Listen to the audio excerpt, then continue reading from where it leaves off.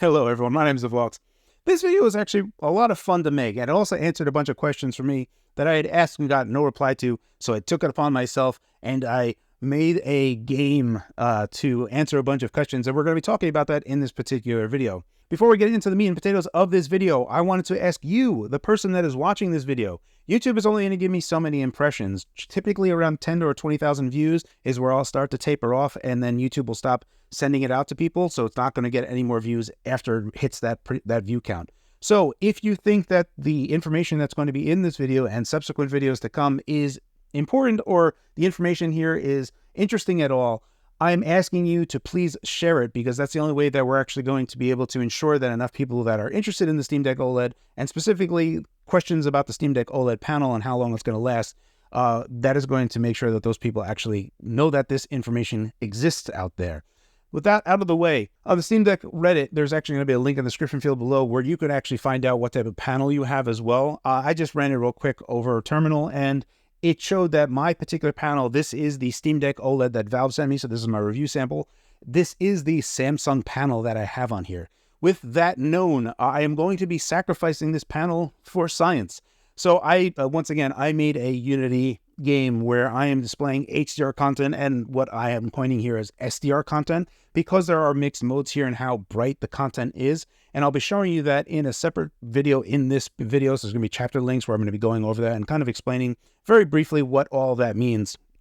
The takeaway here is that this video was obviously inspired by what Bob Wolf had done over on Wolf Den to the Switch OLED. Now, he ran a specific static screen on the Switch OLED for a long time before it actually shown any type of burn-in happening on the screen. Now, this is something that a lot of people always anticipate on OLED panels just having, is just natural burn-in problems on OLED panels. While it can happen, it doesn't actually happen for a long time now on modern types of panels. Now, the thing that for the Switch OLED is it isn't capable of HDR. The Steam Deck OLED is capable of HDR. So with that in mind, because HDR content will be brighter and use more power, side note, I actually also did a bit in this video where we see how much power the panel actually uses on SDR content versus HDR content. So if you want to know that, that's going to be in this video below as well, and it'll be in the chapter links below. But because we are going to be pushing more power, the OLED pixels themselves will be emitting more light and using more power to do so. Certainly that should have some effect on the burn-in that's going to happen on an OLED panel. Now, obviously, this is a very constrained test, and we're actually artificially making situations that wouldn't happen in a game at all. Normally, when you'd be passing by and you see like a sun that was traveling or whatever, when you're moving a camera around, that HDR brightness for that sun may be very high, but it's not like you're going to be looking at a sun all the live long day and it'll just be passing by in your view. So how much power or how much is going through those pixels will be momentary. Whereas what I'm going to be doing is a very stationary image of HDR content and maxing the brightness out all the way. We're also going to get confirmation that this is obviously HDR content. But first, let's go ahead and take a look at what's going on under the hood. All right, so I'm going to take this opportunity to kind of try and explain what my game is doing right here. So I'm going to go ahead and use the mouse to kind of just go over some of these values. And I've kind of artificially made these so you can see SDR 400 nits. So if I put my mouse cursor over there, you can see that the cursor CLL is 427 nits and 190 is 190 nits right there. And then 90 nits is 92 nits right there. And that's just my best approximation that I was able to do while working on it. And here we just have what I'm pushing the absolute max that I can. So this is white, and I'm just saying that this is HDR 1000. You can see that the cursor CLL is 10,000 nits. Now, obviously, the panel is not capable of doing that. That is just what the game is saying, that, hey, this should be going at 10,000 nits. So if a panel could ever go up that high, that would be piercingly bright. Then we have what's green, blue, and red here, but the green is very hard to see what my sensor is picking up. If I try to capture with my exposure, I kind of go down a little bit, the green and the blue comes out a little bit better. It's just that it's pushing out so much brightness, and my exposure at default is just getting blown out. Likewise, if we were to go here, you can see my brightness is maxed out, and if we were just to go, you can't really make out, it says HDR, but if I tweak my exposure rate, you can see that it does indeed say HDR.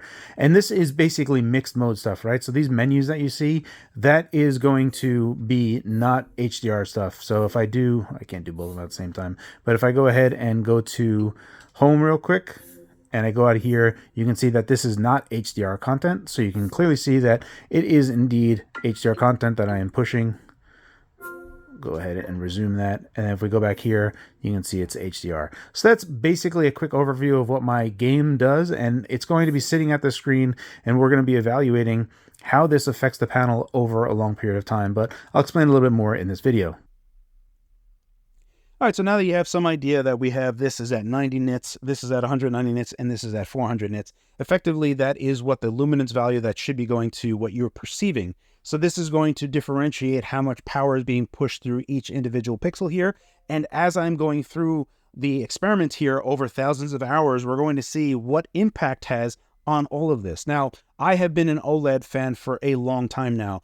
I've been reading about OLED since 2003, and I've known that the reason that OLED has taken such a long time from 2003 even to 2009, where I got one of the first devices I got, which was the Samsung i8910.